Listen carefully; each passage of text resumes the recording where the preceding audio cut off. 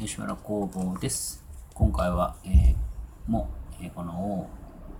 OSS ガイドブックを使っていきたいと思います。いびきはいかがですかと。自分もですね、家族に夜中寝てる時にいびきがうるさいと言われたことがありまして、そこからこういうことを勉強し始めて、こういうことはとても大事だなということで、私もですね、寝方を変えたり、いろいろ工夫をしたり、あとですね、歯科で作れる装置などもありますので、そういうのも、対応していくと、よりね、健康な状態が保てるかなと思いますので、もしいびきとかをね、家族に書いてるよ、大きいよっていうことを言われた方は、お近くの歯科医院さんだったり、かかりつけのお医者さんにご相談してみてはよろしいんじゃないかなと思います。簡単な審査からね、